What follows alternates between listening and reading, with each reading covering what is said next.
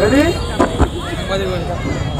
দর্শক বাইরে থেকে যারা আমাদের এই ভিডিও দেখছেন আমরা আছি বাজারের মাঝখানে। এই বাজারের মাঝখানে হঠাৎ করে এই গর্ত তৈরি হয়েছে। এই গর্ত কে তৈরি করেছে, কারা তৈরি করেছে? অনেকেই বলছেন এই গর্তটি একটি ষড়যন্ত্রের গর্ত।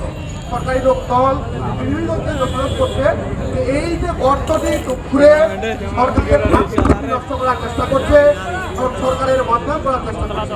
কিন্তু সরকার পক্ষের লোকজন, বিরোধী পক্ষের লোকজন বলছে যে সরকার এই গর্ত ভরাটের নাম করে কারি কারি টাকা, কোটি কোটি টাকা বিদেশ থেকে নিয়ে এসে মন্ত্রী তাদের পকেটে পড়ছে। দর্শক, আমরা এসেছি এই গর্তের সর্বশেষ খবর জানাচ্ছি। এখন কত তারিখে আমরা জানতে চাই মূলত এই যে গর্ত তৈরি হয়েছে, কতদিনে তৈরি হয়েছে, কারা মূলত এই গর্তটা খুঁড়েছে কি জানেন কিনা? আপনি তো এই এলাকার বাসিন্দা।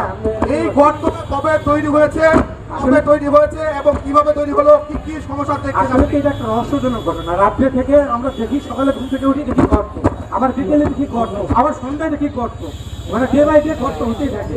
কিন্তু এইটার মূল রহস্য কি কেউ বলতে